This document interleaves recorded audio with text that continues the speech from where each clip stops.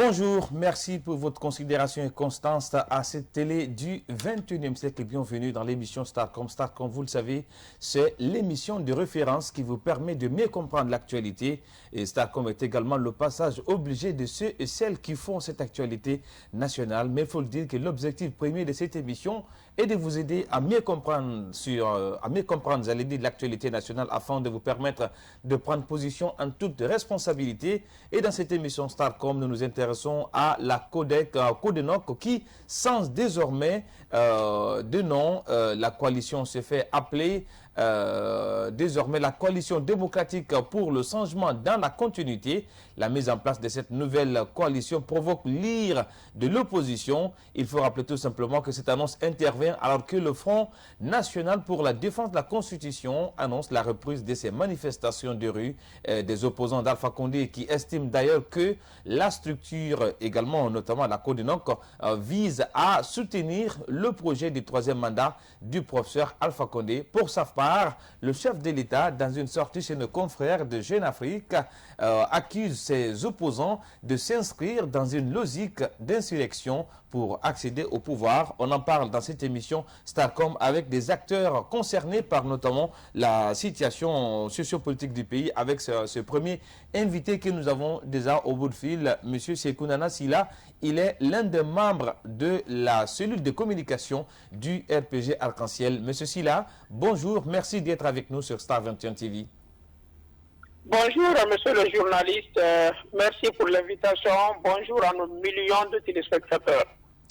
Alors, il faut le dire que pendant que le débat s'est stoppé par rapport à cette nouvelle constitution, on parle désormais d'une nouvelle coalition, coalition démocratique pour la continuité dans le changement. Dites-nous à quoi ça sert une telle structure? Écoutez, premièrement, il a été de remarquer que ce sont les formations politiques alliées au RPG Arc-en-Ciel qui s'étaient retrouvées dans le cadre de la Codenoc. Parce qu'il vous souviendra qu'en ce moment, le débat de changement constitutionnel faisait rage dans le pays. Ses compatriotes ont estimé qu'il fallait encourager ce changement constitutionnel. Ils se sont battus aux côtés du RPG Arc-en-Ciel, des autres citoyens qui ont cru en ce changement constitutionnel. Et aujourd'hui, après avoir acquis cette victoire, ils estiment qu'il est temps de muter vers autre chose. Donc nous ne pouvons que saluer la naissance de cette nouvelle ONG ou bien de cette mutation dans leur fonctionnement et qui parle de continuité, de changement dans la continuité. Nous, en tant que parti au pouvoir, nous ne pouvons que nous en réjouir parce que sincèrement, ce pouvoir politique, nous comptons le conserver pendant moins de 60 ans si le peuple de Guinée nous le permet. Alors, l'autre question, c'est vrai que vous avez la liberté de créer des structures, notamment pour soutenir le professeur Alpha Condé, mais quel est le poids de ces partis qui composent cette Codec? Parce qu'on le sait quand même, ce sont des partis à pas plume. Quelle va être notamment la force de frappe de ces partis politiques aujourd'hui réunis au sein de la coalition démocratique pour la continuité dans le changement? Écoutez, la force de ces formations politiques n'est plus à démontrer. La plupart sont des partis, ont des députés à l'Assemblée. Ça, c'est un. Deuxièmement, vous avez vu ces formations politiques à l'œuvre quand il s'agit du débat très sensible du changement constitutionnel. Nous sommes dans la démocratie, chaque voix compte. Il n'y a pas une voix supérieure à une autre.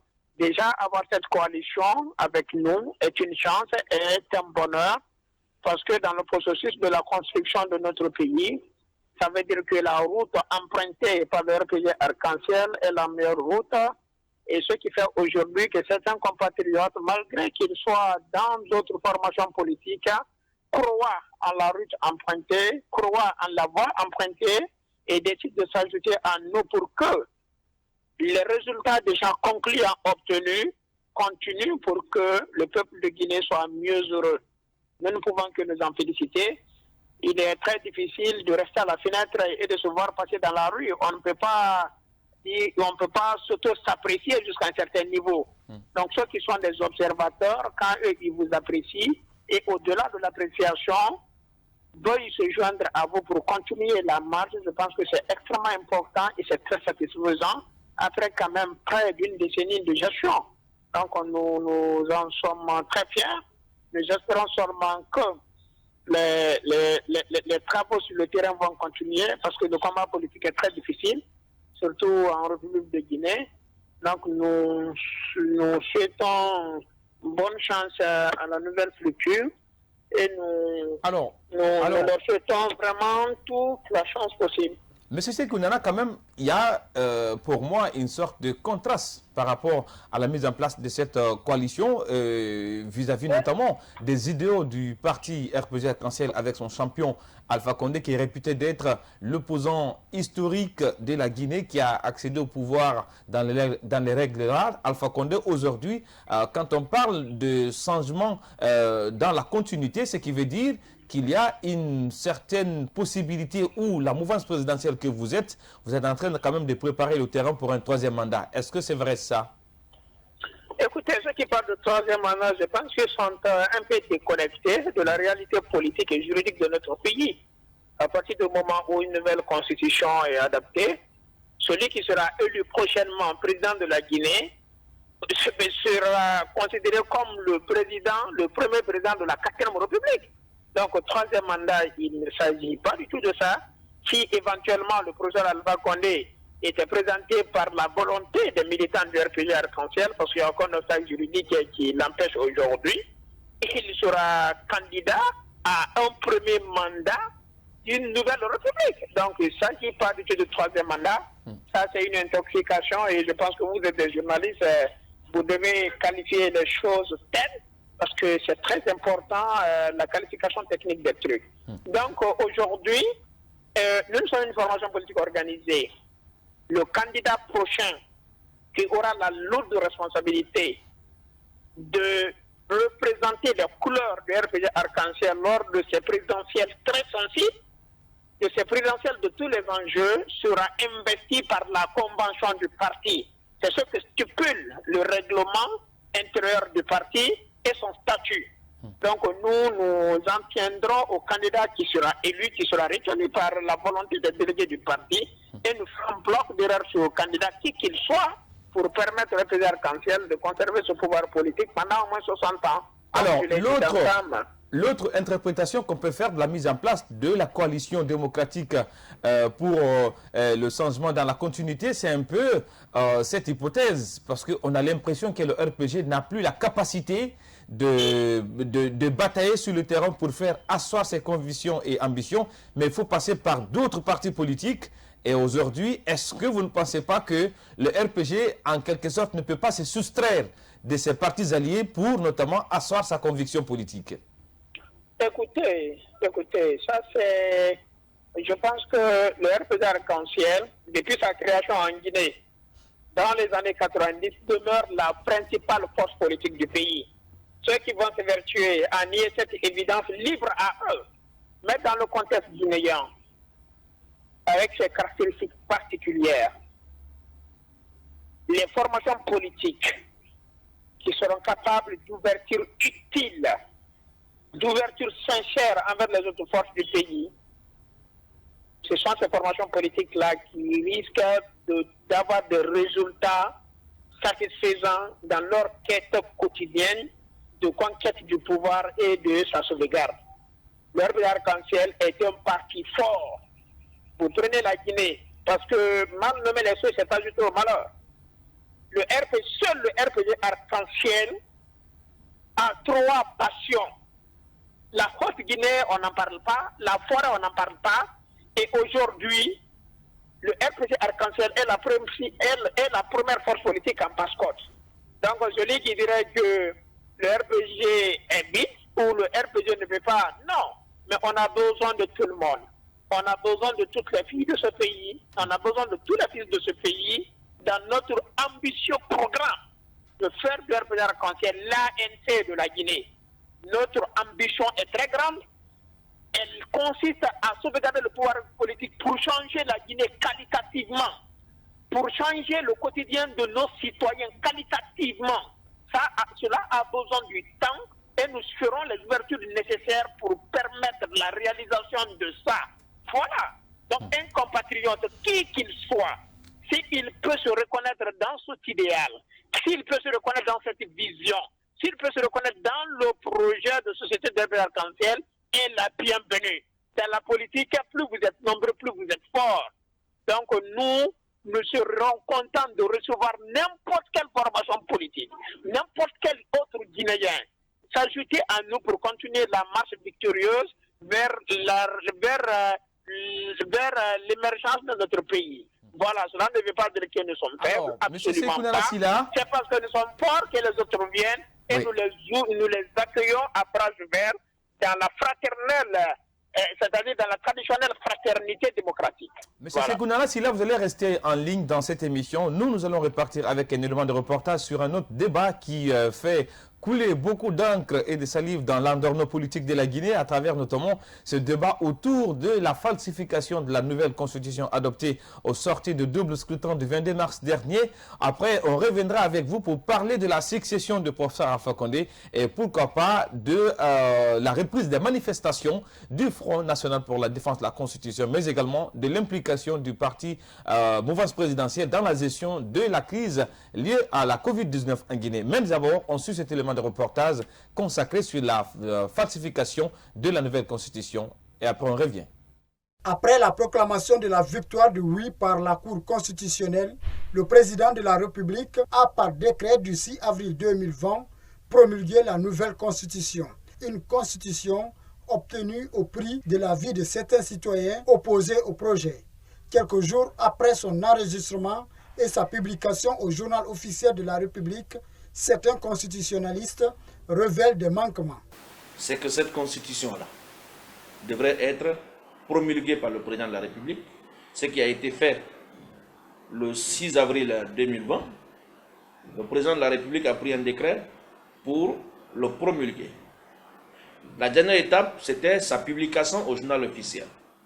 Mais à la surprise générale, au lieu que ce document qui a été soumis au référendum ne se retrouve dans le journal officiel, c'est un texte, un document altéré, autre que celui soumis au référendum qui est publié. À la surprise générale, la nouvelle constitution controversée a été publiée le 14 avril 2020. Un texte victime de manipulation, de falsification et de complot, déclare Maître Pépé Lama.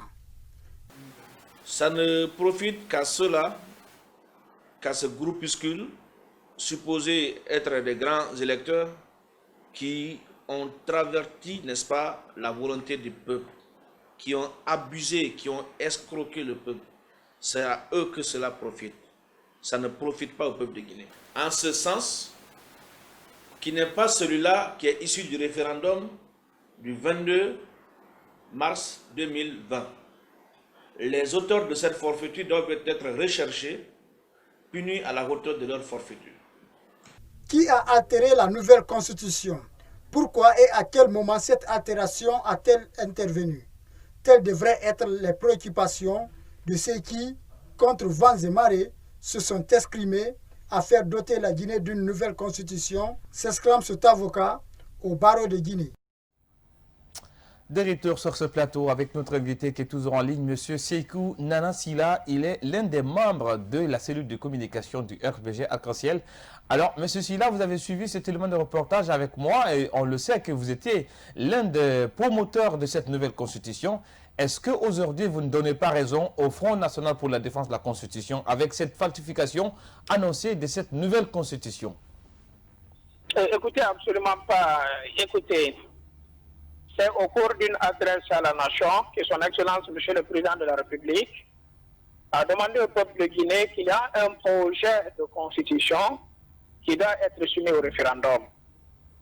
Cette version a été largement vulgarisée. Là, entre l'adresse du chef de l'État à la nation et la tenue du référendum, des points de vue ont été recueillis et je crois dans n'importe quel processus d'établissement de la Constitution, cela est possible jusqu'à référendum.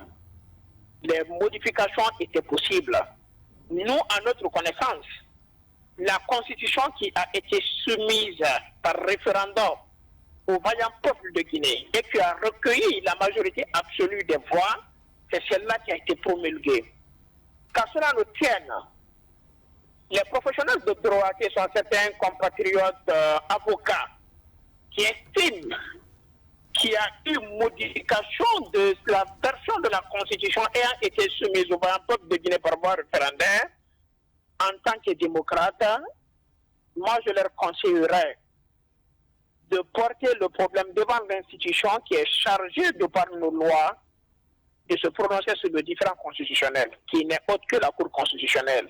Ce débat est très sensible et il ne doit pas être posé là où les gens peuvent récupérer pour en faire, c'est-à-dire de la spéculation ou pour en faire un objet de récupération politique. Les avocats savent que par rapport à la Constitution, c'est la Cour constitutionnelle qui est spécialiste, mais ils n'ont qu'à se saisir des deux versions si elles existent. Ils n'ont qu'à saisir la Cour constitutionnelle et la Cour constitutionnelle va édifier la lanterne de tous les citoyens comme ça. Monsieur Sekounana, vous le savez, Monsieur Sekounana, oui. Sérieusement, vous savez quand même que en Guinée, certes que le régime d'Alpha Condé peut se targuer d'avoir notamment cette volonté de la mise en place des institutions, mais l'autre hic de ces institutions nationales, notamment la Cour constitutionnelle, c'est qu'elle n'est jamais prompte à être équitable dans dans les grands dossiers que ces institutions-là ont été interpellées. Certains même disent que ce sont des institutions qui sont inféodées au pouvoir d'Alpha Condé. Écoutez, doit-on nous référer à ce que les gens disent pour des raisons subjectives, des raisons militantes, que ce que la loi prévoit dans notre pays? Dans notre pays, est-ce la Cour constitutionnelle, c'est la Cour constitutionnelle qui est habilitée de se prononcer sur un tel cas ou bien une autre institution? Les avocats, qu'est-ce qu'ils peuvent? C'est de constater. Mais l'institution qui peut jouir de ses pouvoirs, de ses missions régaliennes, pour trancher, c'est la Cour constitutionnelle. Mais s'il ne peut pas aller devant la Cour, mais qu'il continue à chanter dans les radios, ça produira quel effet? Rien. Et ce qui est grave. Parce que moi, j'ai eu la chance d'être au Conseil national de la transition. J'étais un stagiaire avec Maître Amadou Diallo, qui est avocat, qui est ancien député de l'UFDG. Vous pouvez lui tendre le micro. La version de la Constitution de 2010, qui a même été vulgarisée, ce n'est pas elle qui a été retenue finalement. Entre-temps, il y a eu des modifications, des changements. Donc, moi, je ne dis pas que les avocats n'ont pas forcément raison ou qu'ils ont tort. Nous, ce que nous savons, la version de la Constitution qui a été soumise au vaillant peuple de Guinée, c'est celle-là qui a été promulguée. Mais s'ils ont en main les preuves qu'il y a eu modification quelconque, l'institution qui peut trancher, c'est la Cour constitutionnelle. S'ils sont incapables de porter le projet devant la Cour constitutionnelle, mais ils peuvent chanter comme un rossignol, ça restera lettre morte. Parce qu'ils ne disposent d'aucun pouvoir pour empêcher quoi que ce soit. Mais en tant que professionnels de droit, ce qu'ils peuvent, c'est d'exercer un recours devant la Cour constitutionnelle, encore une fois, qui est la seule institution capable de connaître de ce différend-là. Mais nous savons que le prototype du Guinéen, c'est l'intoxication, la défiance. Nous ne nous faisons pas confiance. Nous ne faisons pas confiance à nos institutions. Mais arrêtons les choses, laissons les choses évoluer alors et ne dénonçons pas. Parce qu'on dénonce dans l'objectif de faire avancer. Mais on ne dénonce pas pour créer l'anarchie.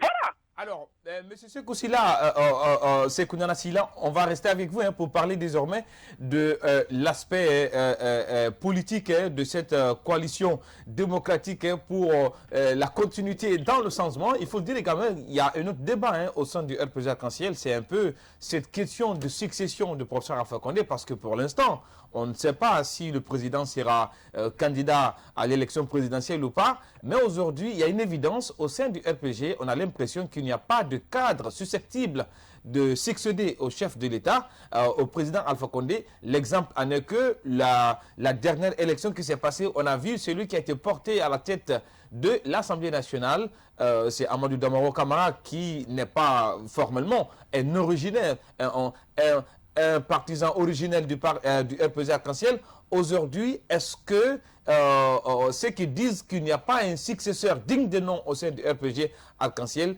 ont-ils raison parce que, ou il y a une possibilité, puisque vous êtes du parti, que Alpha Condé s'efface, mais comme vous le prétendez, que le RPG soit en quelque sorte l'ANC de la Guinée, qu'il y ait une suite logique du combat du président Alpha Condé?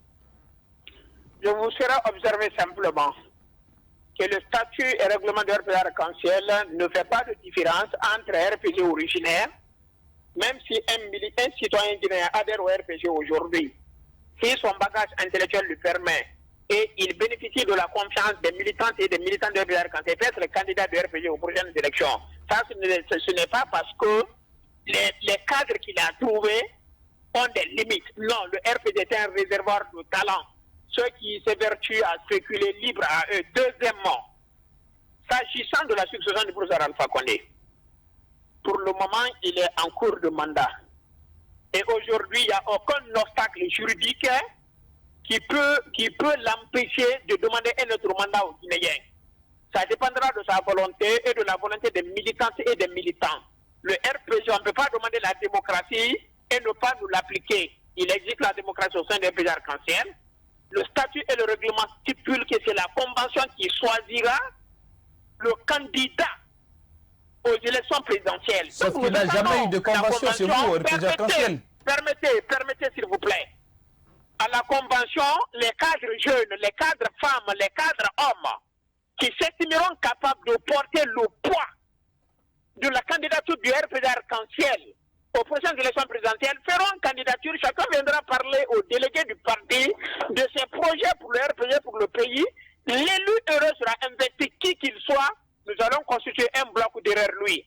Mais vous savez, en Guinée, il y a quelque chose qui est choquant. Il y a une formation politique, la formation politique la mieux représentative du pays. La formation politique qui rafle toutes les élections. La formation politique qui est dans tous les districts du pays, dans tous les quartiers du pays, dans toutes les communes urbaines et rurales du pays. Vous estimez que ce parti n'a pas de cadre. Ce parti n'a pas de cadre suffisamment. Ça, c'est un débat inutile, un débat ridicule, un débat insensé, un débat qu'un homme conscient ne peut même pas tenir. Nous ne voulons pas répondre à ça. Les gens, ils n'ont qu'à continuer à dénier au RPG Arc-en-Ciel, permettez, sa qualité, sa capacité et sa force stratégique. En 2020, quand on va les écraser, quel que soit le candidat que nous allons présenter, ils trouveront autre chose encore à dire. Nous ne sommes sereins, nous ne le sommes pas distraits, nous nous préparons sereinement à donner une leçon à ceux qui sont en train de dire, de raconter des bobards dans les médias. Nous ne le pressons pas. Alors, Monsieur Sekounana, cette dernière question pour parler de la coalition démocratique pour le changement dans la continuité, il faut dire également que dans les tuyaux, selon nos sources, la mise en place de la CODEC n'arrange pas du tout le RPG en ce qui concerne l'unité d'action, parce qu'il faut dire que selon les informations, il y a une sorte de combat interne de cette coalition, notamment entre les cadres du RPG qui sont issus de la Guinée forestière, qui cherchent désormais à exclure des cadres du RPG qui sont de la basse Guinée. On le sait bien que vous aussi, vous êtes parmi ces jeunes cadres de la basse Guinée. Aujourd'hui, est-ce que tout ce que se raconte entre guéguerres internes, entre RPG militants du côté de la forêt et ceux de la basse-côte, ça ne va pas? Quel est votre commentaire là-dessus? Écoutez, moi je suis Sila, je suis de la Côte-Guinée, je suis Sila de Kouroussa, précisément de la sous-préfecture de Doura. C'est pour encore une fois dire que la Guinée est une famille. Il y a des Sila en Haute-Guinée, des Sila au Fouta, des Sila en Guinée forestière, des Sila en basse-côte. Deuxièmement, il n'y a aucun problème entre les cadres de la basse-côte, les cadres de la forêt. Vous voulez dire que tout va bien entre Papakouli Kourouma et Malik Santon? Vous avez posé une question importante. Oui. Laissez le temps aux téléspectateurs d'écouter la réponse de l'invité. Je ne dirai pas ce que vous voulez entendre ou ce que vous pensez. Merci. Je réponds en fonction des réalités au sein du RPG Arc-en-Ciel. Le RPG Arc-en-Ciel n'appartient à aucune communauté ethnique.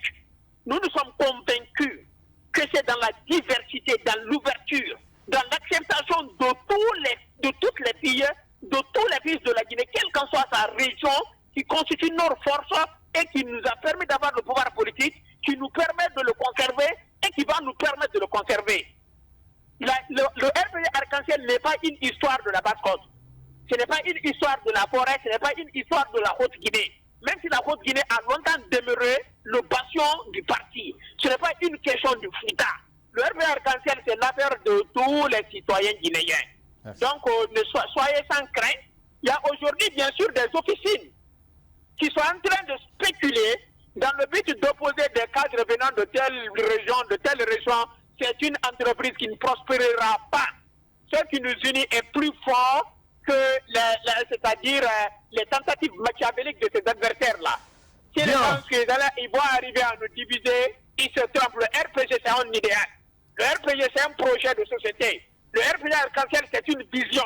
Le RPG Arc-en-Ciel, c'est la patrie, la démocratie. Monsieur Sékou Nana Sylla, vous êtes largement compris et merci d'avoir accepté notre invitation dans l'émission Starcom sur la télé du 21e siècle. Alors, nous revenons sur ce plateau. C'était la réaction de l'un des membres de la cellule de communication du parti RPG Arc-en-Ciel sur la mise en place de la coalition démocratique pour le changement dans la continuité, une plateforme qui vient remplacer la Codenoc qui existait déjà pour la promotion de la nouvelle constitution. Alors nous ici, nous allons fermer portes et fenêtres de cette première partie de l'émission Starcom avant de revenir avec d'autres acteurs de la vie sociopolitique de la Guinée pour s'exprimer sur cette actualité qui suscite beaucoup de réactions dans l'environnement politique de la Guinée. Merci pour votre aimable attention et à bientôt sur Star 21 TV.